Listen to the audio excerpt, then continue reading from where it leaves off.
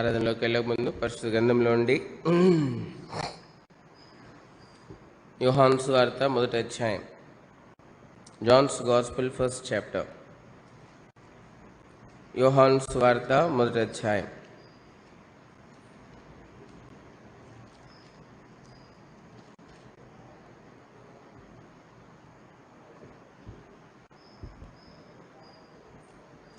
యోహాను సువార్త మొదటి అధ్యాయము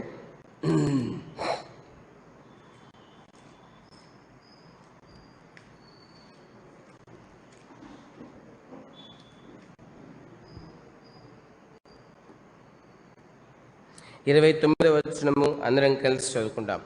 యోహాను సువార్త మొదటి అధ్యాయం 29వ వచనము అందరము కలిసి చదువుకుంటాం. Johne's gospel first chapter 29th verse. యోహాను సువార్త మొదటి అధ్యాయం 29వ వచనం. మరునాడు యోహాను యేసు తన యొద్దకు రాగా చూచి, ఇదిగో లోక పాపమును మోసుకొని పోవు దేవుని గొర్రెపిల్ల. యోహాను సువార్త మొదటి అధ్యాయము 36వ వచనం కూడా అందరం చదువుకుంటాం. యోహాను సువార్త మొదటి అధ్యాయం 36వ వచనం. అతడు నడుచుచున్న యేసు వైపు చూచి, ఇదిగో దేవుని గొర్రెపిల్ల అని చెప్పెను. ప్రార్థన చేసుకుందాం. ప్రభు సాయం నిమిత్తమై. ప్రేంగల మా పల్లు తండ్రి, పరిశుద్ధుడు అయిన దేవ, మీ పరిశుద్ధ పాసనకు వస్తావునా ప్రభా. ఇదిగో దేవుని గొర్రెపిల్ల, ఇదిగో దేవుని గొర్రెపిల్ల. ఎంత అద్భుతమైన మాట ఇది ప్రభా. మీరే ఈ మాటను అనుసరించి మాతో మాట్లాడమని వేడుకుంటా ఉన్నాం. మా గమనంకు మీరు ప్రేమతో మీ ఇష్టపూర్వకముగా హెచ్చుటికై ఇష్టపడిన లేఖన భాగం మా కొరకై దీవించుము. మాతో మాట్లాడము, మా కొరకు మాట్లాడము. హృదయమారా నిన్ను ఆరాధించిన నిమిత్తమై మాట్లాడము. ఆ ప్రభా, మా హృదయంలో చింపుకొని నిన్ను శ్లాఘించి మహింపరచు రీతిలో మాతో మాట్లాడము. మా కొరకు మాట్లాడము. ఆ ప్రభా, మా ఔషధ కొలిది మాట్లాడము. మా ప్రభా, కార్యం జరిగించము ప్రభా. మేము ఏ శోధన గుండా వెళ్తున్నామో ఆ శోధనను అనుసరించి దాని మీద జయం పొందువారు గుండె నిమిత్తమై మాతో మాట్లాడు. తోడేండు యేసు ప్రభు వారి మహిమ కలిగిన శ్రేష్టమైన పరిశుద్ధనామం పేరిట ప్రభా నిలబెడుతున్న ఈ దాసుడు నిష్ప్రయోజకుడిని జ్ఞాపకం చేసుకున్నాము. సిలిజాడు మరుగుపరచము. ఆ ప్రభా, నీ ప్రేయలు ఆత్మతో శృతం తిని ఆరాధించిన నిమిత్తమై ఆ ప్రభా నీవే ధారాళమైన ఆత్మిక సహాయం గురించి మీ నా మహిమ నిమిత్తమై మాట్లాడమని వేడుకుంటూ ప్రతి ఒక్కరితో యేసుక్రీస్తు ప్రభు వారి పరిశుద్ధనామం పేరిట దీని సత్యంతో సహాయం కోరి మీ సుసత్వం కోరుకుంటూ ప్రార్థించి బ్రతిమలాడి వేడుకుంటున్నాం తండ్రి, ఆమేన్. ఇక్కడ మనం చూస్తూ ఉన్నాము యోహాను సువార్త మొదటి అధ్యాయంలో దేవుని గొర్రెపిల్ల. యోహాను యేసు ప్రభు వారిని చూచి చెప్పినటువంటి ఒక అద్భుతమైనటువంటి మాట, దేవుని గొర్రెపిల్ల. ఇదిగో దేవుని గొర్రెపిల్ల. యోహానుకి యేసు ప్రభుని చూసినప్పుడు యేసుక్రీస్తు ప్రభు వారు ఒక గొర్రెపిల్లలా కనపడినాడు. మరి ఎందుకు ఈ యొక్క గొర్రెపిల్ల ఎవరికి అవసరమైంది? గొర్రెపిల్ల ఎవరికి అవసరమైంది? మన ఇంట్లో విందు చేసుకున్నాం అనుకోండి. విందు చేసుకుంటే ఒక 100 మందిని పిలిస్తే అప్పుడు వెళ్ళి ఒక గొర్రెనో ఒక మేకనో కొనుక్కొని వస్తాం. ఎందుకంటే అందరినీ సంతోషపరచడం కోసం, అందరికీ మరి మన సంతోషంలో పాలు వారికి అనుగ్రహించడం కోసం. మనం ఎంత సంతోషిస్తున్నామో, మన ఆనందం యొక్క కొలత ఎంతనో, మన సంతోషం యొక్క పరిమాణం ఎంతనో అది తెలియజేయటకై మనము అనేకుల్ని మనము పిలిచి వారికి మనము అట్లు సహవాసమందు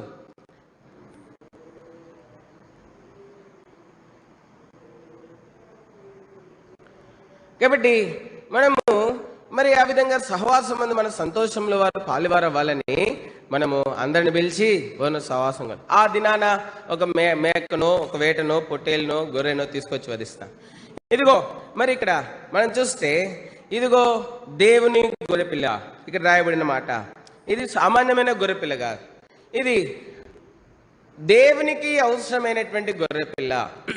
దేవునికి కూడా ఒక గొర్రెపిల్ల అవసరమే. మనకెట్లా ఒక గొర్రెపిల్ల ఇంట్లో పెళ్లి జరిగినప్పుడు, పుట్టినరోజుకో అందరినీ పిలిచి మన సంతోషాన్ని పంచుకోవడానికి, మన ఆనందాన్ని పంచుకోవడానికి ఒక గొర్రెపిల్లో మేకపిల్లో పొట్టేలు ఎట్లా అవసరమో అట్లనే దేవునికి కూడా ఒక గొర్రెపిల్ల అవసరమైంది. ఒక గొర్రెపిల్ల దేవుడు మరి మానవుల నిమిత్తమై సంతోషించినట్లు, మానవుల నిమిత్తమై ఆనందించినట్లు, మానవుల నిమిత్తమై మరి ఆయన తృప్తి చెందినట్లుగా, ఏ మానవుల నిమిత్తమైతే ఆయన మనసు నొచ్చుకున్నదో, ఏ మానవుల నిమిత్తమైతే ఆయన దుఃఖపడినాడో, బాధపడినాడో, ఆ మానవ నిమిత్తమై దేవునికి ఒక గొర్రెపిల్ల అవసరమైంది. ఇది దేవునికి అవసరమైనటువంటి గొర్రెపిల్ల. దేవునికి మనకు అవసరమైన గొర్రెపిల్ల మనకు తెలుసు. ఎందుకంటే ఒక 50 మందిని పిలిస్తే ఒక 6 కిలోలు 7 కిలోలు ఉండే గొర్రెపిల్ల చాలు దానికి కదా. మరి ఒక 100 మందిని పిలిచామనుకోండి, 2 గొర్రెలని తెచ్చుకుంటాం. మరి దేవునికి అవసరమైన గొర్రెపిల్ల ఎట్లా ఉండాలా? దేవునికి అవసరమైనటువంటి గొర్రెపిల్ల లోకమంతటికి సరిపోయినటువంటి గొర్రెపిల్లగా ఉండాలా? ప్రపంచమంతటికి సరిపోయినటువంటి గొర్రెపిల్లగా ఉండాలా? ప్రపంచంలో ఉన్న ప్రతి మానవుడికి సరిపోయేటువంటి గొర్రెపిల్లగా ఉండాలా? అటువంటి గొర్రెపిల్లగా ఉండాలనేది దేవుని యొక్క ఉద్దేశం. అందుకే ప్రపంచమంతటికి సరిపోయినటువంటి దేవుని యొక్క సంపూర్ణమైన ఉద్దేశాన్ని నెరవేర్చినటువంటి ఒక గొర్రెపిల్లని దేవుడు సిద్ధపరచుకున్నటువంటి వాడు ఉంటున్నాడు. దేవుడు సిద్ధపరచు మానవుల్లో చూస్తున్నాడు. మానవుల్లో ఎవరు కూడా దేవునికి యోగ్యమైన వారుగా కనబడలేదు. అందుకే దేవాతి దేవుడు తానే ఒక గొర్రెపిల్లను సిద్ధపరచుకోవాల్సి వచ్చింది. దేవునికి ఒక గొర్రెపిల్ల అవసరమైంది. దేవునికి ఒక గొర్రెపిల్ల అవసరమైంది. ఎటువంటి గొర్రెపిల్ల? మరి దేవునికి గొర్రెపిల్ల అవసరం అంటే ఆ గొర్రెపిల్లకి ఎన్నో సుగుణాలు, ఎన్నో గొప్ప లక్షణాలు ఉండాలి. ఎంతో శ్రేష్టమైనటువంటి గుణాలు ఉండాలా. ఎంతో శ్రేష్టమైనటువంటి మరి సుగుణాలు, గుణాలు, మరి శ్రేష్టమైనటువంటి గొర్రెపిల్లగా అది ఉండాలా. అన్ని గొర్రెల కంటే ప్రత్యేకమైనటువంటి గొర్రెగా ఉండాలా. అన్ని గొర్రెల కంటే మరి వేరైనటువంటి గొర్రెగా ఉండాలి.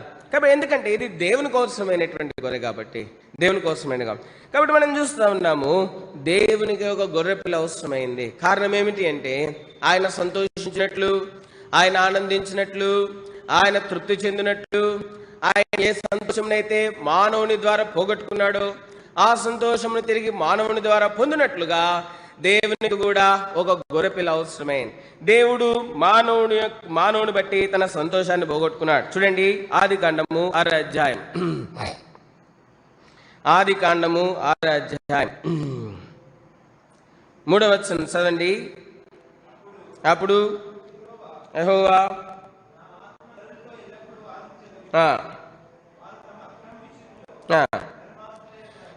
మానవుడు ఏ మానవుని ద్వారానైతే దేవుడు సంతోషించాలనుకున్నాడో ఇప్పుడు ఆ మానవుడు వాదించేవాడుగా తయారైనాడు. ఇది న్యాయమే, ఇది సరైనదే, ఇది నేను చేయొచ్చు, దేవునితోనే వాదించేవాడుగా తయారైనాడు. చూడండి, అంత మాత్రమే కాదు, 5వ వచనం.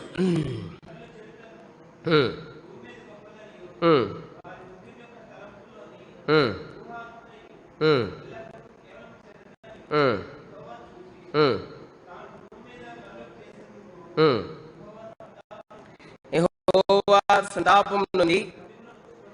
సంతాపము నొందినాడు, హృదయంలో నొచ్చుకున్నాడు. ఏ మానవుని ద్వారానైతే సంతోషించి ఆనందించాలనుకున్నాడో అదే మానవుడు అదే దేవుని సంతాపపరచడం మొదలుపెట్టినాడు. తన క్రియల మూలముగా, తన కోరికల మూలముగా, తన ఉద్దేశాల మూలముగా ఆ దేవుని సంతాపరిచి దేవుని మనస్సును నొప్పించేవాడుగా ఆ మనుషుడు తయారైనట్లుగా మనం చూస్తూ ఉన్నాం. అంత మాత్రమే కాదు, చూడండి, కాబట్టి దేవుడు మానవుని భూమి మీద చేసినందుకు ఇప్పుడు సంతాపం నొందుతూ దుఃఖపడుతున్నట్లుగా మనం చూస్తూ ఉన్నాం. నొచ్చుకున్నటువంటి వాడే ఉంటా ఉన్నాడు. మానవుడు దేవునికి సంతోషం తీసుకురాలేనటువంటి స్థితిలోనికి వెళ్ళిపోయినాడు. పాపిగా మారిపోయినాడు, దోషిగా మారిపోయినాడు, అపరాధిగా మారిపోయినాడు, మరి బలాత్కరించేవాడుగా మారిపోయినాడు, మరి హింసకుడుగా మారిపోయినాడు, దేవునితో వాదించేవాడుగా తయారైనాడు. దేవునితో పిల్లలు పెద్దోళ్ళు అయిన తర్వాత తల్లిదండ్రులతో వాదిస్తూ ఉంటారు. ఇది కరెక్టే అని చెప్పి వాదిస్తూ ఉంటారు. అప్పుడు తల్లిదండ్రులు, రే నాకు తెలుసురా, నువ్వు అట్లా వాదించక తల్లిదండ్రులతోటి, నువ్వు నేను చెప్పిన మాట వినరా అని అంటారు.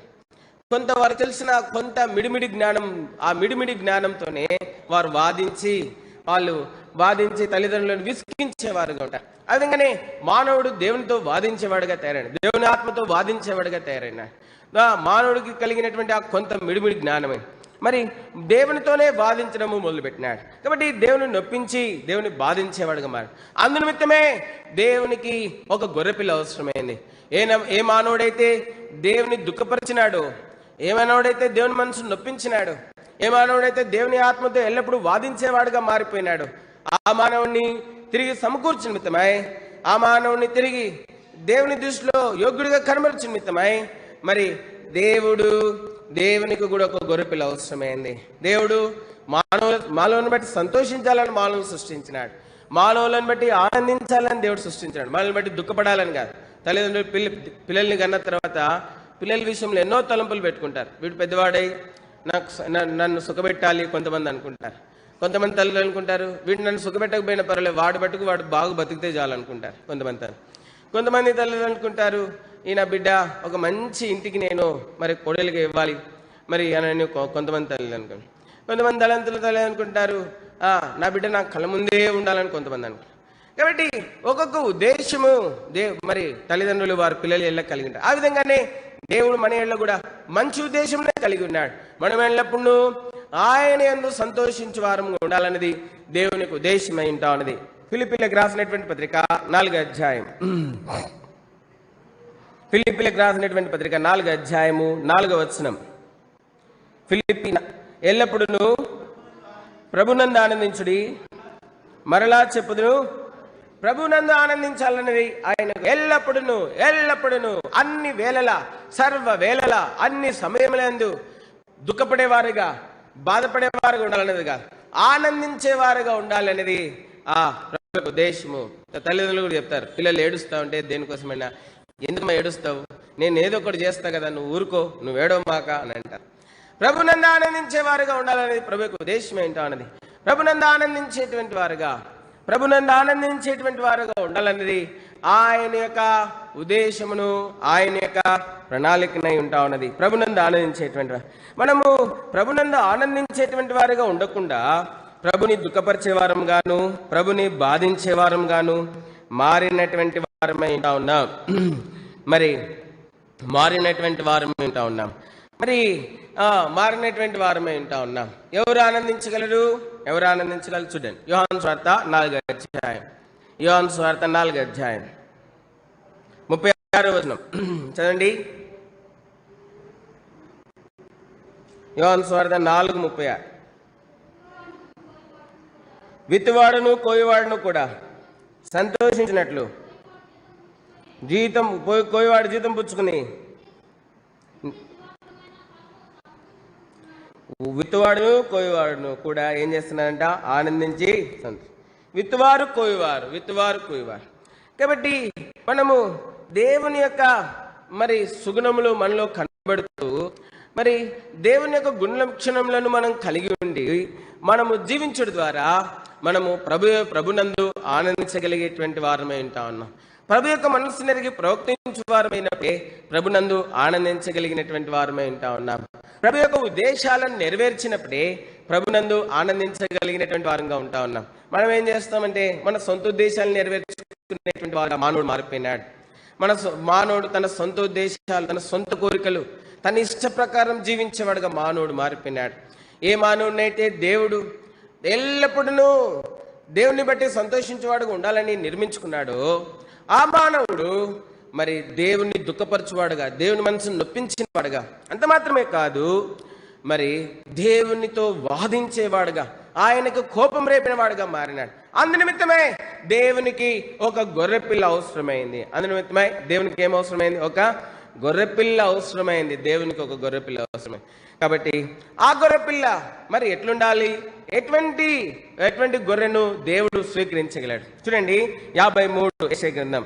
అక్కడ మనం చూస్తే అక్కడ గొర్రెపిల్లకు ఉండవలసినటువంటి 3 సుగుణాలు ప్రభువైన యేసుక్రీస్తు వారిలో ఎట్లున్నాయో అక్కడ రాయబడతా ఉన్నాయి.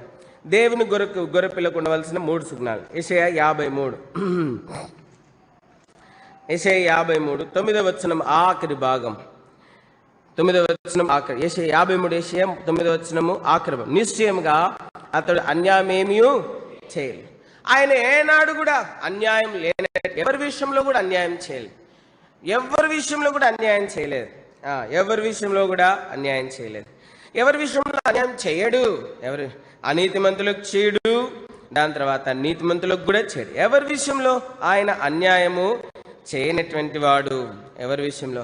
కాబట్టి ఆరంభం నుండి సృష్టి యొక్క సమస్తమైన అధికారము యేసుక్రీస్తు వారికి ఇవ్వబడినప్పటికీ కూడా ఎవరి విషయంలో కూడా ఆయన అన్యాయం చేయలేదు. అన్యజనుల విషయంలో అన్యాయం చేయలేదు, దేవుని ప్రజల విషయంలో కూడా అన్యాయం. మనం ఏం చేస్తామంటే ఒకరికి న్యాయం తీర్చాలంటే ఇంకొకరికి అన్యాయం చేస్తాం. మానవుడి తీర్పులు ఆ విధంగా ఉంటాయి. ఒకరికి న్యాయం చేయబోయి ఇంకొకరికి ఏం చేస్తాం, మనం అన్యాయం చేస్తాం. కానీ యేసుక్రీస్తు ప్రభువారు ఆయన సమస్తము పైన ఆయనకి అధికారం ఇవ్వబడింది. ఆరంభం నుండి, సృష్టి యొక్క ఆరంభం నుండి ఆయనకి సమస్తము పైన అధికారము, ఆధిపత్యము ఆయన కలిగినటువంటి వాడై ఉంటా ఉన్నాడు. ఆరంభం నుండి ఆయన సమస్తమును నిర్వహించుతున్నటువంటి వాడై ఉంటా ఉన్నాడు. తన మహత్తు గల మాట చేత సమస్తం నిర్వహిస్తూ ఉన్నాడు. మరి అంత మాత్రమే కాదు, చూడండి కీర్తన, ఆయన అన్ని జనులను కూడా ఏలుచున్నటువంటి వాడై ఉంటా ఉన్నాడు. కానీ ఎవరికి అన్యాయము చేసినటువంటి వాడు కాడు. అన్యాయము చేసినటువంటి, చూడండి 22వ కీర్తన 28వ వచనం చదవండి. రాజ్యం యెహోవాది, అన్యజనులను ఏలువాడు ఆయన. ఆయన ఎవరికి అన్యాయం చేసినటువంటి వాడు కాదు. దేవుని ప్రేలకు ఎన్నాడు అన్యాయం చేయలేదు, అన్యజనులకు కూడా ఏనాడు అన్యాయం చేయలేదు. ఎవరికి అన్యాయం చేయడు ఆయన. అందుకే యేసుక్రీస్తు ప్రభువారు ఆరంభం నుండి, సృష్టి యొక్క ఆరంభం నుండి ఆయన ఆధిపత్యమును బలమును కలిగినటువంటి వాడు. 24వ కీర్తన 1వ వచనం, భూమి దాని సంపూర్ణతయు, లోకమును దాని నివాసులను యెహోవా. కాబట్టి భూమి దాని సంపూర్ణ, లోకమును దాని నివాసులను యెహోవా.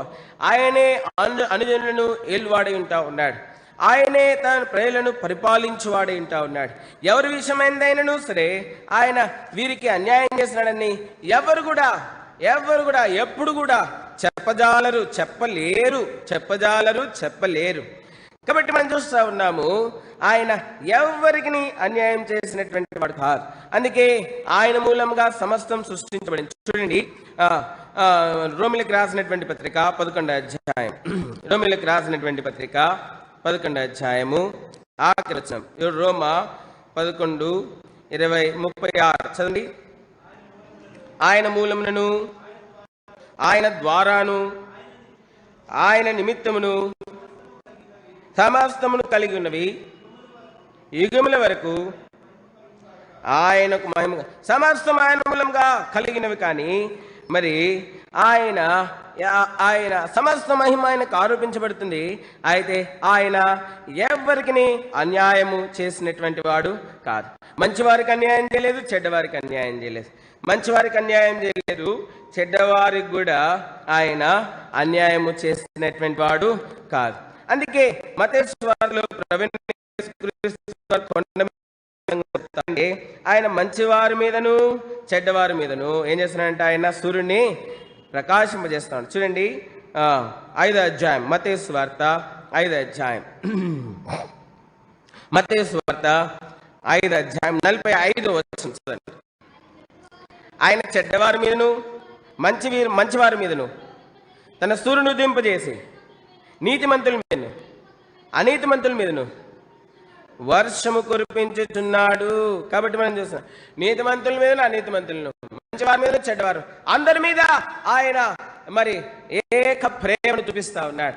ఆయన ప్రేమలో పక్షపాతం లేదు, ఆయన ప్రేమలో హెచ్చుతగ్గులు లేవు.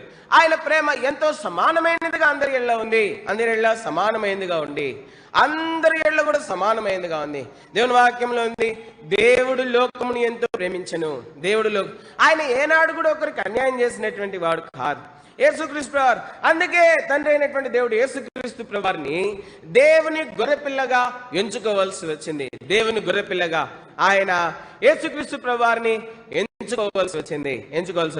కాబట్టి ఉదయకాల సమయంలో మనం చూస్తా ఉన్నాం, దేవుడు ఏ మానవుని నిమిత్తమై సంతోషించాలనుకున్నాడు, ఏ మానవులను అయితే తన సంతోషం నిమిత్తమై, ఆనందం నిమిత్తమై, తన తోటి పాలివారిగా ఉండి ఎల్లప్పుడూ ఆయన ఎందుకు సంతోషించేవారు ఉండాలని ఏ మానవుని నిర్మించుకున్నాడు, అదే మానవుడు తమ సొంత మరి తన సునీతిని బట్టి, పాపమును బట్టి దేవుని దుఃఖపరిచి నొప్పించి దేవునితో వాదించేవాడుగా మారినప్పుడు దేవునికి ఒక గొర్రెపిల్ల అవసరమైంది.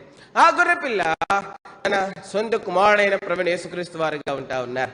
ఆయన ఆరంభం నుండి ఆయన భూమి మీదను ఆకాశమందును పరలోకమందును భూమి మీదను ఆయనకు సమస్తమైన ఆధిపత్యం ఆయన కలిగి ఉన్నాడు.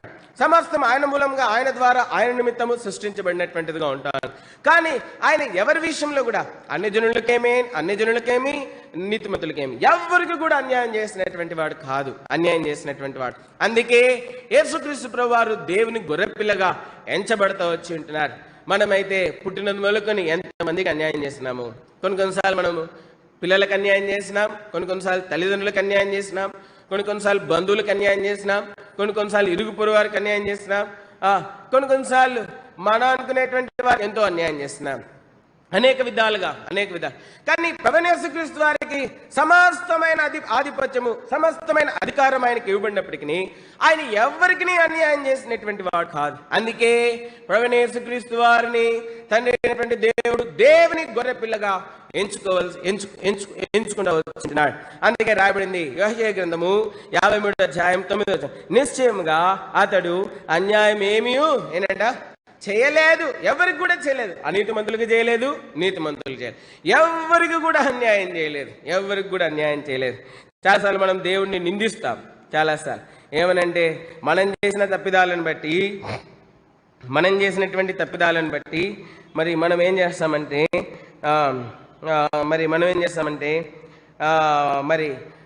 దేవుణ్ణి నిందించేటువంటి వారంగా ఉంటాం, దేవుణ్ణి దూషించేటువంటి వారంగా ఉంటాం. మనం చేసినటువంటి తప్పిదాలకు మన మీదకి వచ్చినటువంటి శిక్ష మనము భరిస్తూ ఏం చేస్తామంటే మనము దేవుడు నాకు అన్యాయం చేశాడని చెప్పి అని దేవుణ్ణి నిందించేటువంటి వారంగా ఉంటాం. దేవుణ్ణి నిందించేటువంటి వారంగా ఉంటాం. కాబట్టి మనం చూస్తున్నాం మనం చేసినటువంటి తప్పిదములు. చూడండి, రూతు గ్రంథము మొదటి అధ్యాయం 21వ వచనం. రూతు గ్రంథం 21వ వచనం. నేను సమృద్ధి గలదానే వెళితిని, యెహోవా నన్ను రిక్తురాలుగా తిరిగి రాజేసును. మీరు నన్ను నయోమి అని పిలవనేలా, యెహోవా నా మీద విరోధముగా సాక్ష్యం పలికెను. సర్వశక్తుడు నన్ను బాధపరచనని వారితో చెప్పెను. రిక్తురాలుగా చేయబడింది కారణం తన జీవితంలో సంతోషం యొక్క ఛాయ, సమాధానం యొక్క ఛాయ, నెమ్మది యొక్క ఛాయ, మరి అంటే మాత్రమే కాదు దీవెన యొక్క ఛాయ ఏమీ కనబడటం లేదు నయోమి జీవితంలో. కారణం ఏమిటి అంటే తన సొంత విధానాల్లో ముందుకు పోయింది, తన సొంత మార్గాల్లో ముందుకు వెళ్ళింది.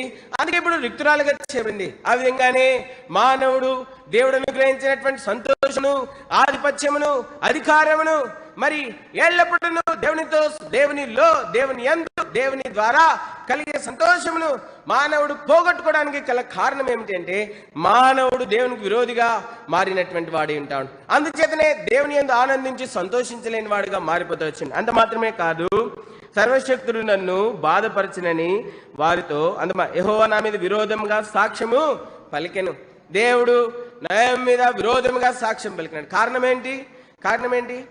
కారణం విరోధంగా సాక్ష్యం పలికడానికి కారణం ఏమిటి అంటే ఆమెనే దేవుణ్ణి వదిలిపెట్టి దూరం వెళ్ళింది. మానవుడే దేవుణ్ణి వదిలిపెట్టి దూరం వెళ్ళాడు. దేవుడు ఎప్పుడు మానవునికి దూరంగా ఎప్పుడు వెళ్ళేవాడు కాదు. తల్లిదండ్రులు ఎప్పుడు కూడా పిల్లలకి సమీపంగా ఉంటారు. వాళ్ళు ప్రేమించినా ప్రేమించకపోయినా, వాళ్ళు ఒక ముద్ద పెట్టినా పెట్టకపోయినా పిల్లలతో ఉంటూ ఆ సంతోషంతోనే తమ జీవితాన్ని ముగించాలని అనుకుంటారు. ఆ విధంగానే దేవుడు ఎప్పుడు కూడా ఎవరికి కూడా దూరంగా ఉండేవాడు కాదు. చాలా మంది అనుకుంటారు ఏమనంటే దేవుడు నన్ను విడిచిపెట్టాడు, ఇంకా దేవుడు నన్ను వదిలిపెట్టేసాడు అని అనుకుంటారు.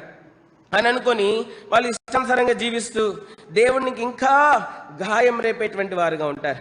దేవుని వాక్యం బైబిల్ తెలియజేస్తా ఉంది, దేవుడు ఎవరికి దూరంగా ఉండేవాడు కాదు, ఆయన అందరికీ సమీపంగా ఉండేటువంటి వాడు. చూడండి, అపోస్తుల కార్యాలు 17వ అధ్యాయం.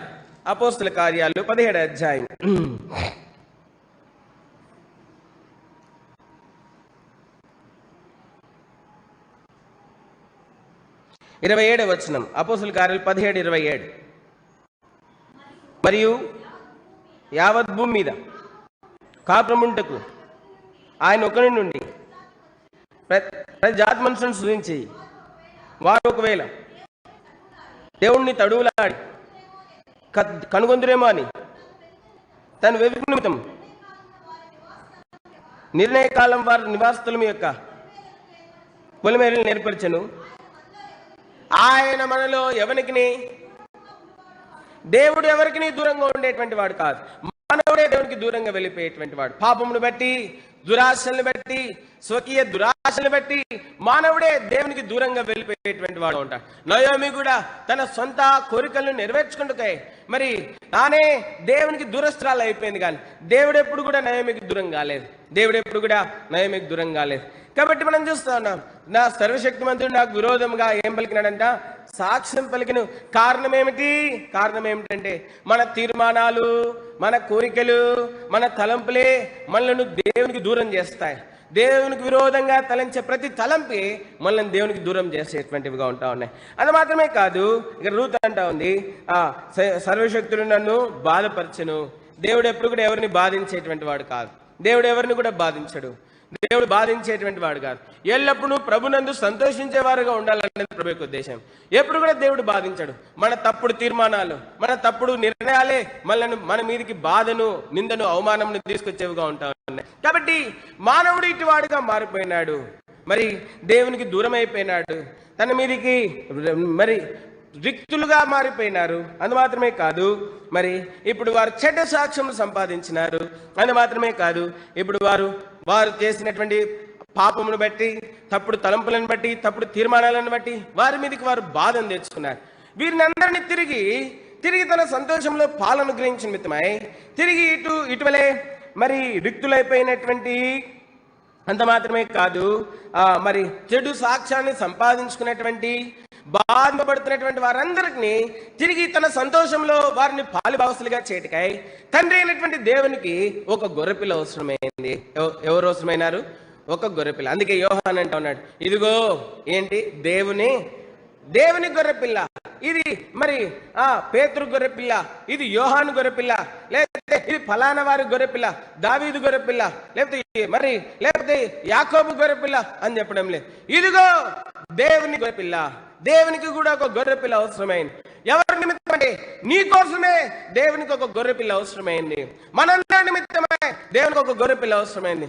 ప్రపంచమంతటి నిమిత్తమై, సర్వ మానవాళి నిమిత్తమై, ఆయా భాషలు మాట్లాడు ప్రతి వారి నిమిత్తమై, ప్రతి జనం నిమిత్తమై దేవునికి ఒక గొర్రెపిల్ల అవసరమైంది. ఆ గొర్రెపిల్ల ఎటువంటి గొర్రెపిల్ల అంటే అన్యాయము చేయనటువంటి గొర్రెపిల్ల. ఆ భూమి యొక్క ఆరంభం నుండి ఇంతవరకు కూడా ఏ మానవుడు ఆరు మంచివారైనా చెడ్డవారైనా ఎవరికి కూడా అన్యాయం చేసినటువంటి వాడు కాదు ప్రభువైన యేసుక్రీస్తు వారు. అందుకే ప్రభువైన యేసుక్రీస్తు వారిని తండ్రి అయినటువంటి దేవుడు తన గొర్రెపిల్లగా ముద్రించుకున్నాడు.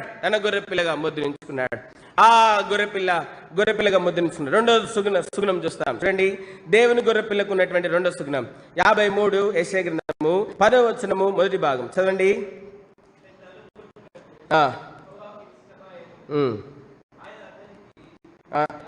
క్షమించండి, 9వ వచనము ఆఖరి భాగం, ఆఖరి మాట. అతని నోట ఏ కపటమును లేదు. అతని నోట ఏ కపటమును లేదు. ఆయన పెదవుల మీద దయారసం పోయబడింది. ఆయన పెదవుల మీద ఏం పోయబడింది? దయారసం పోయబడింది. ఆయన దయగలవాడు, కనికరం గలవాడు. ఆయన పెదవుల మీద దయారసం పోయబడింది. ఆయన ఎంతటి దయారసం కలిగినటువంటి వాడు అంటే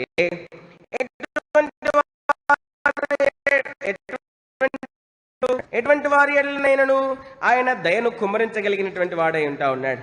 ఎటువంటి వారి మీదనైనను ఆయన దయను కుమ్మరించగలిగినటువంటి వాడై ఉంటా ఉన్నాడు. కాబట్టి ఆయన పెదవుల మీద దయారసం ఉన్నది. కాబట్టి అందుకే మనం చూస్తా ఉన్నాము అక్కడ మరి లూకాసు సువార్తలో మనం చూస్తే 10వ అధ్యాయంలో అక్కడ మరి మంచి సమరుని గురించి మనం చూస్తా ఉన్నాం. ఒక వ్యక్తి దొంగల చేతిలో పడినాడు, ఎరుకోకపోతా ఉన్నాడు. మరి దొంగల చేతిలో పడినటువంటి ఆ వ్యక్తి మీద, మరి కొర ప్రాణంతున్నటువంటి ఆ వ్యక్తి మీద ఒక సమరయుడు అతన్ని కలుసుకుని అతని మీద దయ చూపించి, అతని మీద కనికరం చూపించి ఆయన ఏం చేస్తున్నాడంటే తన తన తన తన వాహనం మీద ఎక్కించుకుని పూటకూళ్ళ వాని ఇంటిలో చేర్చినట్లుగా మనం చూస్తూ ఉన్నాం. కాబట్టి మనం చూస్తూ ఉన్నాము ఆయన తన పెదవుల మీద దయారసం పోయబడింది. మరి యూదా ఇస్కరియోతు ప్రభువైన యేసుక్రీస్తును అప్పగించడానికి వస్తే ప్రభువైన యేసుక్రీస్తు చిలికడా నువ్వు చేయవచ్చినది త్వరగా చేయి. ఎవరైనా మనల్ని చంపడానికి వస్తే మనం వాళ్ళని చెలికాడు అంటామండి. ఎవరైనా మనల్ని అప్పగించడానికి వచ్చి, జైలుకి తీసుకెళ్ళడానికి వచ్చి, అప్పగించడానికి వచ్చి, మనల్ని నష్టపరచడానికి వస్తే, దొంగలు మన ఇంటికి వచ్చారనుకోండి, వచ్చి అన్ని సామాన్ సర్దుకుంటా అంటే, చెలికాడా ఇదిగో ఇక్కడ ఒక బంగారు ఉంగరం ఉంది, ఇది కూడా తీసుకెళ్ళంటామా? యేసుక్రీస్తు వారు యూదా యేసుక్రీస్తు వచ్చినప్పుడు, చెలికాడా నువ్వు చేయవచ్చినది త్వరగా. ఎంత చక్కటి మాట. సిలువలో యేసుక్రీస్తు వారు హింసించబడుతున్నప్పుడు, దూషించబడుతున్నప్పుడు, తండ్రి వీరేం చేస్తున్నారు, వీరు ఎరగరు కనుక వీరిని ఏం చేయాలని వీరు క్షమించుము. ఆయన నోట ఏ కపటమైనను లేదు. ఆయన నోట కపటం లేదు. ఆయన నోట కపటం లేదు. ఆయన నోట్లో కపటం లేదు. కాబట్టి మనం చూస్తా ఉన్నాం, ఆత్మలో కపటం ఉంటే నోట్లో కపటం ఉంటుంది, ఆత్మలో కపటం ఉంటే నోట్లో కపటం. అందుకే 32వ కీర్తనలో మనం చూస్తా ఉన్నాం. చూడండి, 32వ కీర్తన మొదటి 2 వచనాలు చదండి.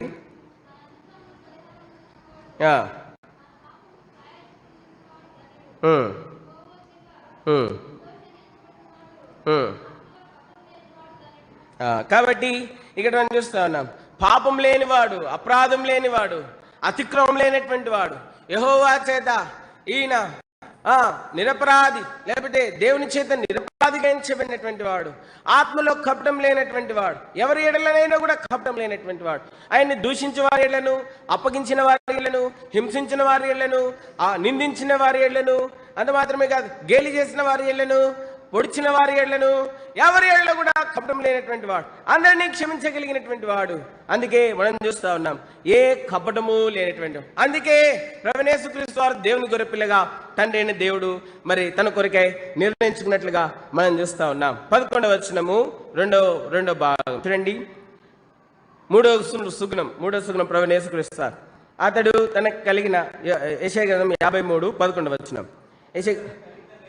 అతను తనకు కలిగిన వేదన చూచి తృప్తి నందును, నీతిమంతుడైన నా సేవకుడు జనుల దోషములను భరించి తనకున్న అనుభవ జ్ఞానం చేత అనేకుల నిర్దోషులుగా చేయను. నీతిమంతుడు ఆరంభం నుండి నీతిని ప్రేమించినటువంటి వాడు, జగత్తు పునాది వేయబడినది మొదలుకొని నీతిని ప్రేమించినటువంటి వాడు, నీతిని అనుసరించి సమస్తము జరిగించేవాడు, తన మాటలు తన క్రియలు సమస్తమును కూడా నీతిని అనుసరించినవిగా ఉంటా ఉన్నాయి. నీతిని ప్రేమించినటువంటి వాడు దుర్నీతిని ద్వేషించు. చూడండి, హెబ్రీయులకు రాసినటువంటి పత్రిక మొదటి అధ్యాయం, హెబ్రీయులకు రాసినటువంటి పత్రిక మొదటి అధ్యాయం, హెబ్రీయులకు రాసినటువంటి పత్రిక మొదటి అధ్యాయము 9వ వచనం. నీవు నీతిని ప్రేమించి దుర్నీతిని ద్వేషించదు, అందుచేత దేవుడు నీ తోటి వారి కంటే నేను హెచ్చించినట్లుగా ఆనంద తైలంతో అభిషేకించును. కాబట్టి నీతిని ప్రేమించినటువంటి వాడు, దుర్నీతిని ద్వేషించినటువంటి వాడు, ఎన్నడూ మరి ఎల్లవేళలా నీతిని ప్రేమించినటువంటి వాడు, ఎవరు ఏనను సరే మరి దుర్నీతి పరులుగా కనబడితే వారిని దండించేటువంటి వాడు, ఆయన అందరి విషయంలో సమానమైనటువంటి ప్రేమను కనబరిచినటువంటి వాడు. కాబట్టి మనం చూస్తూ ఉన్నాం, అందు నిమిత్తమే ప్రభువైన యేసుక్రీస్తు వారు దేవుని గొర్రెపిల్లగా దేవుని చేత నియమించబడినటువంటి వాడుగా ఉంటున్నాడు. ఆ మొట్టమొదటి గుణం ఏమిటంటే అన్యాయము చేయనటువంటి వాడు, రెండవదిగా ఏంటంటే ఏ కపటము లేనటువంటి వాడు, మూడవదిగా ఎటువంటి వాడంటే నీతిమంతుడైనటువంటి వాడు. ఆరంభం నుండి తను నీతినే ప్రేమించినాడు, దుర్నీతిని ద్వేషించినాడు. మరి అందుకే తండ్రి అయినటువంటి దేవుడు తన సొంత కుమారుడైన ప్రభువైన యేసుక్రీస్తు వారిని దేవుని గొర్రెపిల్లగా మనందరి నిమిత్తమై ఆయన తనను ఎంచినటువంటి వాడై ఉంటా ఉన్నాడు. ఈ దేవుని కుమారుడైన ప్రభువైన యేసుక్రీస్తు వారు, ఈ దేవుని కుమారుడైన ప్రభువైన యేసుక్రీస్తు వారు దేవుడు తన కుమారునిగా మాత్రమే కాదు కానీ తన గొర్రెపిల్లగా మార్చినాడు. ఎందు నిమిత్తం అంటే నీ కోసము నా కోసము ప్రభువైన తండ్రి అయినటువంటి దేవుడు యేసుక్రీస్తు వారిని దేవుని గొర్రెపిల్లగా మార్చినాడు. అందుకే యోహాను బాప్తిసం ఇచ్చే యోహాను యేసు ప్రభు వారు ఆ విధంగా వెళ్తా ఉంటే చూసి, ఇదిగో దేవుని గొర్రెపిల్ల, ఇదిగో దేవుని గొర్రెపిల్ల. దేవునికి కూడా ఒక గొర్రెపిల్ల అవసరమైంది. ఎందుకోసం అంటే తన నిమిత్తం కాదు, మనందరి నిమిత్తమై దేవునికి ఒక గొర్రెపిల్ల అవసరమైంది. ఎందు నిమిత్తం అంటే మనము పాపులముగా మారిపోయినాము, దోషులుగా మారిపోయినాం, అపరాధులుగా మారిపోయినాం, అనీతిమంతులుగా మారిపోయినాం, దేవుని శిక్షకు పాత్రులమైపోయినటువంటి వారముగా ఉన్నప్పుడు ఏ మానవునైతే తన సంతోషం నిమిత్తమై తన యందు ఆనందించిన నిమిత్తమై మానవుడు నిర్మించినాడు, అదే మానవుడు పాపమును బట్టి దేవుని దుఃఖించేవాడుగా, బాధించేవాడుగా, దేవునితో వాదించేవాడుగా మారినప్పుడు ఆ మానవులను తిరిగి తన సంతోషంలో పాలివారుగా చేసి తన తోగుడు యుగంలో ఉన్నట్లుగా చేయు నిమిత్తమై దేవునికి ఒక గొర్రెపిల్ల అవసరమైంది. ఆ గొర్రెపిల్ల మీద సమస్త పాపమును పెట్టినాడు అని. అందుకే రాయబడింది యోహాను సువార్త 1వ అధ్యాయంలో రాయబడింది ఏమనంటే, ఇదిగో లోక పాపమును మోసుకుని వెళ్ళు. ఎవరు గొర్రెపిల్ల? దేవుని గొర్రెపిల్ల. లోకంలో ఉన్న ప్రతి మానవుని యొక్క పాపమును మోసుకుని వెళ్ళు, దేవుని గొర్రెపిల్ల. లోకంలో ఉన్న ప్రతి మానవుని యొక్క పాపమును మోసుకుని వెళ్ళు, దేవుని గొర్రెపిల్ల. ఎవరినైనా మనం చూస్తే మరి అన్యులు ఉన్నారు, చాలా మంది దేవుడు నమ్మని వారు ఉన్నారు. వారి నిమిత్తమై కూడా ప్రభువైన యేసుక్రీస్తు వారు కలవరిలో మరి రక్తం కార్చినారు.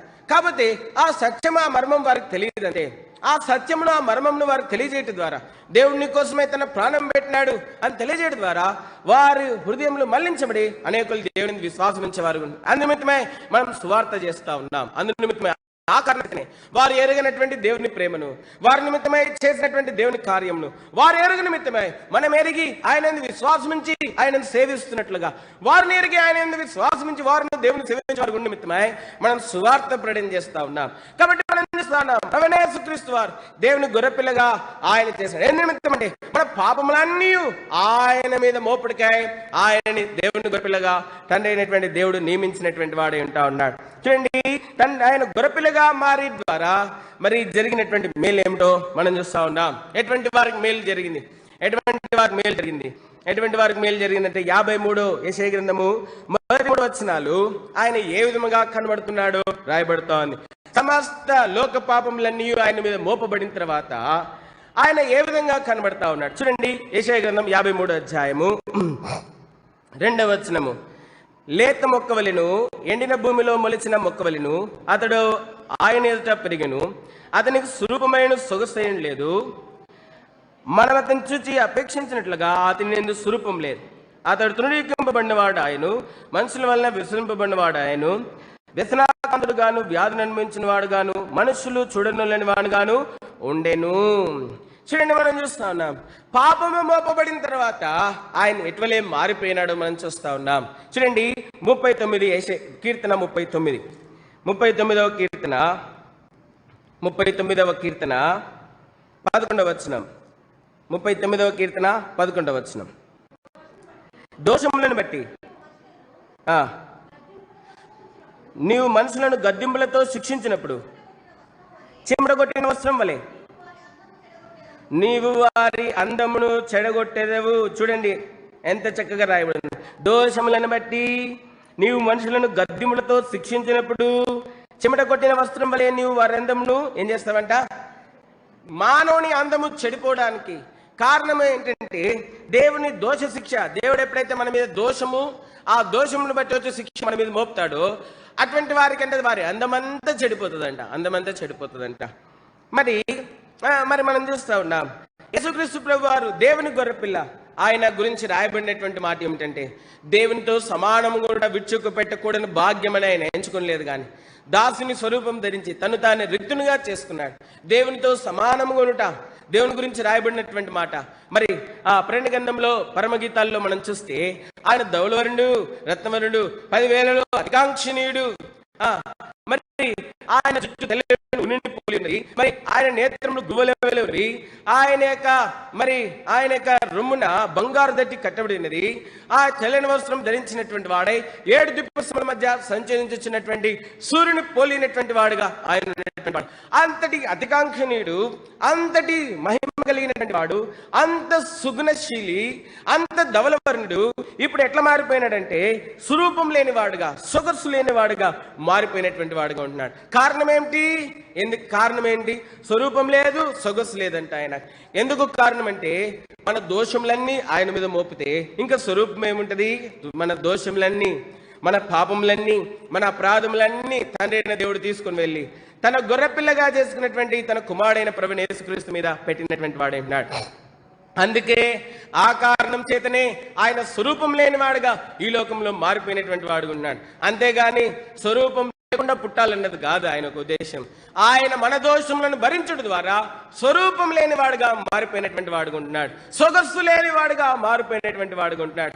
తండ్రి యొద్ద ఉన్నప్పుడు అదే దేవుని కుమారుడు, ధవళవర్ణుడు, రత్నవర్ణుడు, అతికాంక్షణీయుడుగా ఉన్నటువంటి ఆయన భూమి మీదకి వచ్చినప్పుడు మన దోషములన్నీ ఆయన మీద మోపుడు ద్వారా ఆయన సొగస్సు లేనివాడుగా, స్వరూపము లేనివాడుగా ఆయన మారినటువంటి వాడై ఉన్నట్లుగా మనం చూస్తా ఉన్నాం. చూడండి, ప్రకటన గ్రంథము 1వ అధ్యాయం.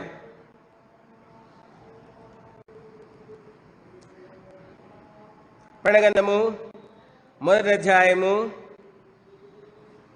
10, 11, 12 వచనాలు. ప్రభు దినమందు ఆత్మవశుడై ఉండగా బూరదను వంటి గొప్ప స్వరము నువ్వు చూచున్నది పుస్తకంలో రాసి ఎఫెసు, స్మరణ, పెర్గమ, థియతైర, సార్దీసు, ఫిలదెల్ఫియా, లౌదీకను 7 సంఘములను పంపమని చెప్పుట నా వెనుక వింటిని.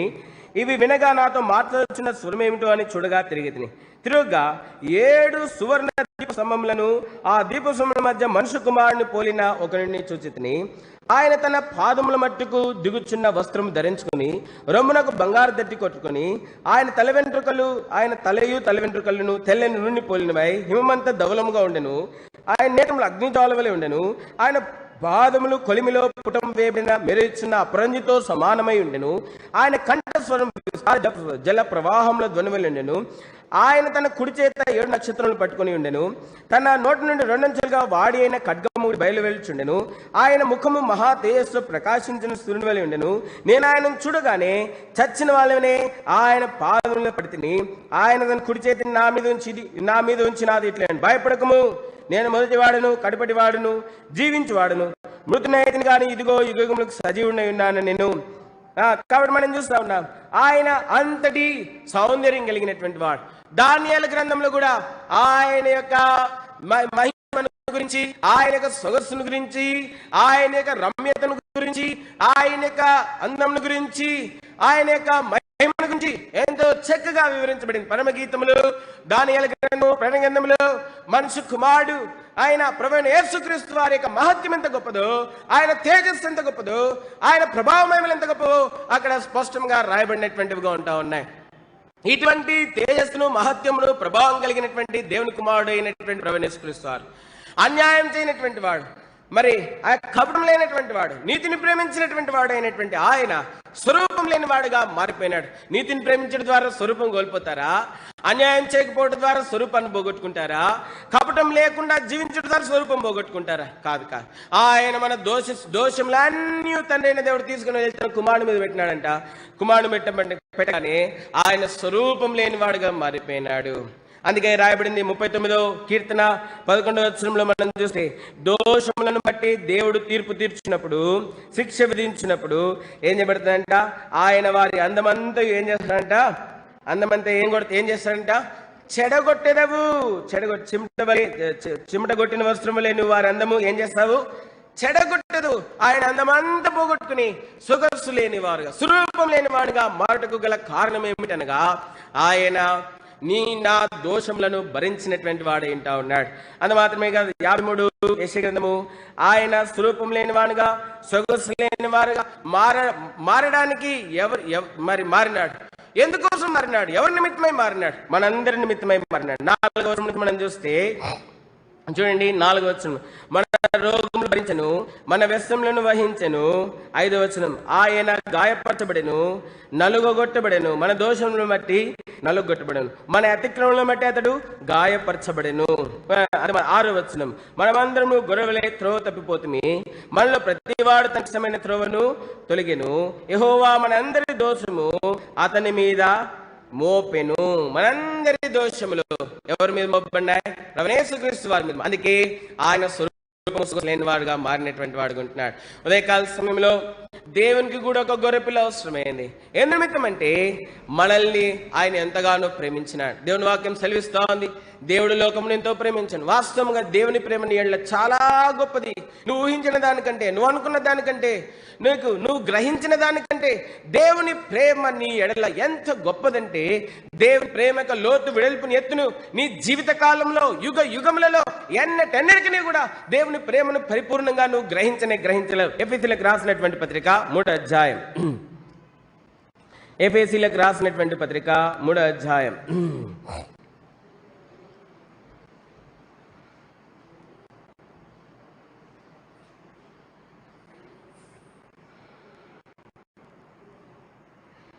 చూడండి, 15 నుంచి 18 దాకా కలుస్తున్నాయి. 18 మధ్య భాగం నుంచి అవుతాను. ప్రేమయందు వేరుపారి స్థిరపడి సమస్త పరిశుద్ధులతో కూడా 3వ అధ్యాయం 18వ వచనం. సమస్త పరిశుద్ధులతో కూడా దాని వెడల్పు పొడుగు లోతు ఎత్తు ఎంతో గ్రహించుకున్నట్టును జ్ఞానం మించిన క్రీస్తు ప్రేమ తెలుసుకున్నట్టును తగిన శక్తి గలవారు కావాలని ఏం చేస్తున్నాడంట? ప్రార్థించుచున్నా. దేవుని ప్రేమ యొక్క లోతు వెడల్పు ఎత్తు మనము గ్రహించువారంగా, ఇది అన్నిటిని సంపూర్ణంగా పరిపూర్ణంగా మనం గ్రహించలేం. అంతటి గొప్ప ప్రేమతో దేవుడు నిన్ను ప్రేమిస్తా ఉన్నాడు. అందుకే రోమిలకు రాసినటువంటి పత్రికలో చేయబడింది, దేవుని ప్రేమ నుండి నేను ఎడబాపు వారెవరు? ఉదయకాల సమయంలో దేవుని ప్రేమను ప్రశ్నిస్తున్నావేమో, దేవుని ప్రేమ నీ ఎంతో ఉన్నతంగా ఉంది. దేవుని ప్రేమ, దేవుడు నిన్ను ప్రేమిస్తున్నాడు కనుకనే తన సొంత కుమారుణ్ణి నీ కొరకైనటువంటి గొర్రెపిల్లగా ఆయన చేసినటువంటి వాడే ఉంటా ఉన్నాడు. నిన్ను సమకూర్చుడికై, నిన్ను సమకూర్చుడికై, నిన్ను కట్టుడికై, నేను తిరిగి క్షమావృత్తి కలిగేటికై, తిరిగి నువ్వు దేవుని అందు ఆనందించే వ్యక్తిగా మారు నిమిత్తమై దేవుడు తన సొంత కుమారుని గొర్రెపిల్లగా మార్చినటువంటి వాడే ఏంటా ఉన్నాడు. ఆయన నీ దోషములన్నిటి బట్టి నిన్ను శిక్షించాల్సిన దానికి బదులుగా, నీకు బదులుగా తన కుమారునే తన కొరకైనటువంటి గొర్రెపిల్లగా మార్చి నీ దోష శిక్ష అంతా కూడా తన కుమారుని మీద పెట్టి నీకు మరి తన కుమారుని స్వరూపమును ఆయన దయచేసినటువంటి వాడే ఉంటా ఉన్నాడు. రోమిలకు రాసినటువంటి పత్రిక 8వ అధ్యాయము చూడండి 28, 29, 30 వచనాలు. రోమా 8 చదవండి. దేవుని ప్రేమించు వారి పిలువన్న వారికి మేలు కలుగుటికై, ఎందుకనగా జ్యేష్ఠుడు ఉన్నట్లు దేవుడు ఎవరిని ముందుకు ఎరిగను.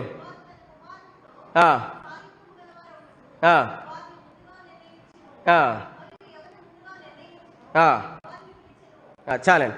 తన కుమారునితో స్వారూప్యం గలవారుటకు తండ్రి యొద్ద ఉన్నప్పుడు దేవుని కుమారుడైన ప్రభువైన యేసుక్రీస్తు వారు ఎంతటి మహిమా స్వరూపం ఉన్నదో ఆ మహిమా స్వరూపం అంతా కూడా పాపమును బట్టి తమ స్వరూపములను పోగొట్టుకుని తమ అందమునంతయు చెడగొట్టుకున్నటువంటి మానవులకు అది అనుగ్రహించుడికై దేవుడు తన సొంత కుమారుని మన కోసం ఈ లోకంలోనికి తన గొర్రెపిల్లగా పంపినాడు. మన దోషశిక్ష అంతయు తన మీద పెట్టినాడు. మన అపరాధ దోష పాప నీచ సమస్తమైనటువంటి పాప శిక్ష అంతా తన కుమారుని మీద పెట్టి మనము పోగొట్టుకున్నటువంటి అందమంతా కూడా ఆయన బాగు చేసి మన అందహీనతనంతా కూడా ఆయన కుమారునికి ఇచ్చి మనకు తన కుమారుని యొక్క మహిమా స్వరూపమును ఆయన మనకు అనుగ్రహించినటువంటి వాడు ఉంటున్నాడు. కాబట్టి ఇదే కాలంలో దేవుని ప్రేమను ప్రశ్నిస్తున్నావేమో, నువ్వు ప్రశ్నిస్తున్నావేమో.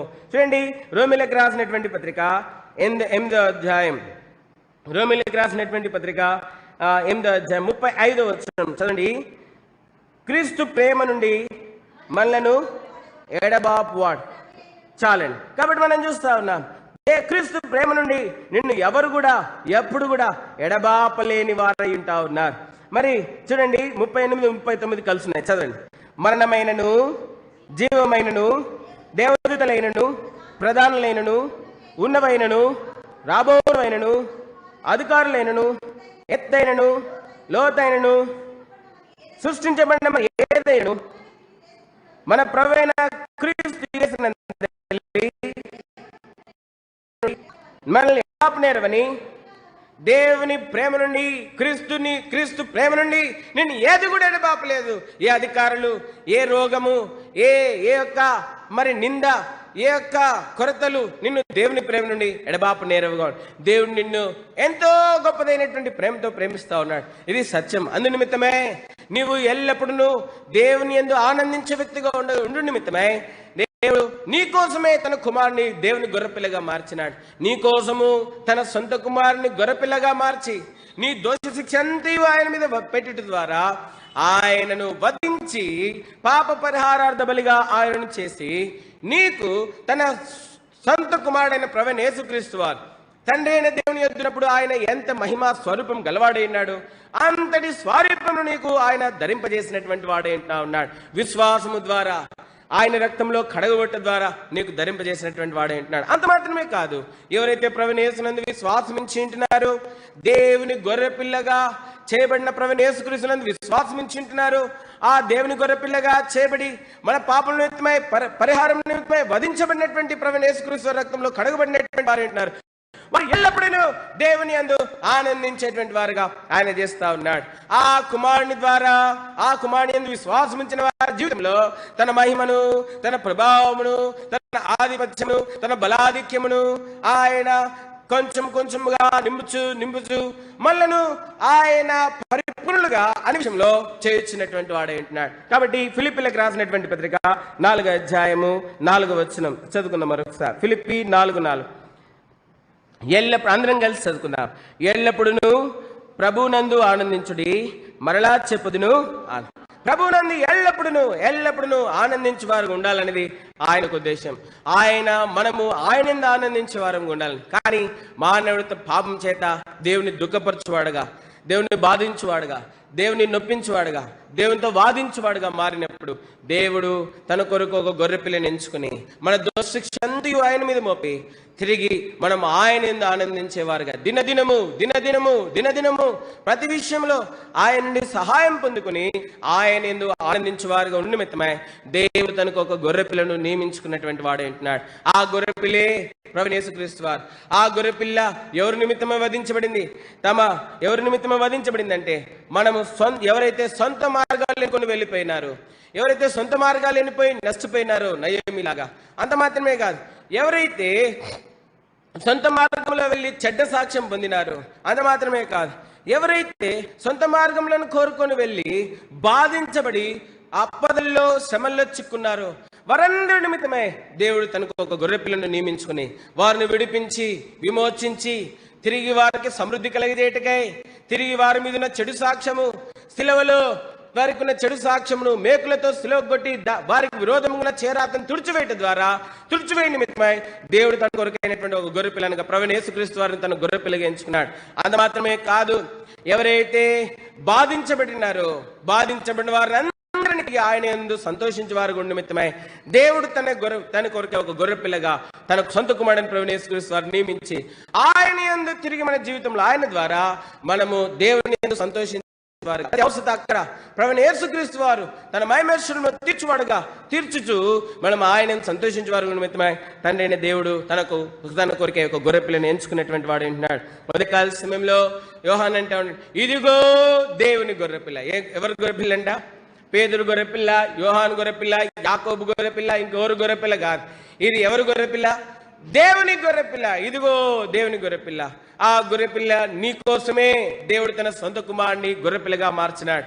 దేవుడు గొర్రెపిల్లగా ఎంచుకున్నటువంటి వ్యక్తి ఎటువంటి వాడంటే అన్యాయం చేయనటువంటి వాడు, కపటము లేని వాడు, నీతిని ప్రేమించినటువంటి వాడు, దుర్నీతిని ద్వేషించినటువంటి వాడు. అందుకే ప్రభువైన యేసుక్రీస్తు వారు యుగ యుగములలో ఆయన సాక్ష్యం ఇది, ఆయన సాక్ష్యం ఇది. అందుకే తండ్రి అయినటువంటి దేవుడు యేసుక్రీస్తు ప్రభు వారిని తన గొర్రెపిల్లగా ఆయన మార్చుకున్నటువంటి వాడు అంటున్నాడు. ఇట్టి గొర్రెపిల్ల మరి దేవుడు నీ కోసం అర్పించినాడు. నువ్వెంత రుణస్తుడివి ఆయనకి, నువ్వెంత రుణస్తుడివి. మరి కపటం లేని, అన్యాయం చేయని, నీతిని మాత్రమే సర్వ యుగములలో ప్రేమించినటువంటి ఆయన, అంత మాత్రమే కాదు దుర్నీతిని ద్వేషించినటువంటి ఆయన, అందరినీ సమానంగా ప్రేమించి ఏ అన్యాయం చేయనటువంటి ఆయనను నీ కోసము గొర్రెపిల్లగా ఆయనను వధించినాడు, అప్పగించేసినాడు, మార్చినాడు. ఉదయకాల సమయంలో ఈ గొర్రెపిల్ల నీ కోసం వధించబడింది. అన్యాయం చేయని, కపటము లేని, నీతిని ప్రేమించి దుర్నీతిని ద్వేషించినటువంటి ఈ గొర్రెపిల్ల నీ కోసం వధించబడింది. ఎందుకోసం అంటే నీ దోషిక్ష అంతా ఆయన మీద పెట్టినాడు, నీ దోషంలన్నీ ఆయన మీద పెట్టినాడు, నీ పాపంలన్నీ ఆయన మీద పెట్టినాడు, నీ బాధ అంతా ఆయన మీద పెట్టినాడు, నీ దరిద్రత అంతా ఆయన మీద పెట్టినాడు, నీవు పొందిన చెడు సాక్ష్యం వల్ల పొందవలసినటువంటి శిక్ష అంతా ఆయన మీద పెట్టినాడు. నిన్ను సంపూర్ణంగా దేవుని గొర్రెపిల్లను బట్టి నిన్ను విడిపించినాడు. అందుకే రోమీలకు రాసినటువంటి పత్రిక 8వ అధ్యాయం 1వ వచనం చదవండి. రోమా 8వ అధ్యాయం 1వ వచనం కుమార్ చదవండి. రోమీలకు రాసినటువంటి పత్రిక 8వ అధ్యాయం 1వ వచనం. కాబట్టి ఇప్పుడు క్రీస్తు యేసు నందు ఉన్న వారికి ఏ శిక్షా విధి లేదు, సమస్తమైన శిక్ష కొట్టివేయబడింది, తుడిచివేయబడింది. ఎవరైతే దేవుని గొర్రెపిల్ల అయిన ప్రభువైన యేసుక్రీస్తునందు విశ్వాసం ఉంచున్నారో ఆయన రక్షమని కడగబడినారు. వారి మీద ఏ శిక్ష ఏ దోషము మోపడ్డంలే. వారు అనిందారహితులుగా దేవుని చేత ఎంచబడతా ఉన్నారు. వారు అనిందులుగా ఎంచబడుతున్నారు. వారు నీతిమంతులుగా దేవుని చేత సర్వోన్నతుడైనటువంటి తండ్రి అయిన దేవుని చేత నీతిమంతులుగా, అనిందులుగా, నిష్కలంకులుగా, దేవుని పిల్లలుగా వారు ఎంచబడుతున్నటువంటి వారు ఏంటా ఉన్నారు. నువ్వు దేవుని పిల్లలుగా చేయబడ్డానికి, అనిందులుగా చేయబడ్డానికి, అనిందురాలుగా చేయబడ్డానికి, దేవుని కుమార్తెగా చేయబడ్డానికి, నిష్కలంకురాలుగా చేయబడ్డానికి దేవుడు తన కుమారుని తన గొర్రెపిల్లగా మార్చినటువంటి వాడు అంటున్నాడు. ఉదయకాల సమయంలో దేవుని గొర్రెపిల్లగా మార్చబడిన ప్రభువైన యేసుక్రీస్తును వారిని బట్టి నీకు కలిగిన పాప క్షమాపణ, నీవు నీతిమంతురాలుగా తీర్చబడిన దానాన్ని బట్టి నువ్వు కోల్పోయి పొందాల్సిన శిక్షణ ఆయన భరించడం ద్వారా నీకు కలిగినటువంటి ఆ దేవుని కుమారుడైన ప్రభువైన యేసుక్రీస్తు వారి స్వరూపమును బట్టి నువ్వు ప్రభుని ఆరాధించబద్దులమై ఉంటావు. నీ పాపులమైన మన కొరకై అన్యాయం చేయని, కపటం లేని, నీతిని ప్రేమించి దుర్నీతిని ద్వేషించినటువంటి తన సొంత కుమారుణ్ణి దాసునిగా చేయడానికి, తన గొర్రెపిల్లగా చేయడానికి, వధించబడ్డానికి కూడా తండ్రిని దేవుని ఇష్టపడినాడు. నీ ఎడల తనకున్న ప్రేమ ఎంత గొప్పదో గ్రహించి ఉదయకాల సమయంలో వాక్య వెలుగులో మనం ఆయనను ఆరాధించబద్దులమై ఉంటా ఉన్నాం. మనం పాట పాడతాం.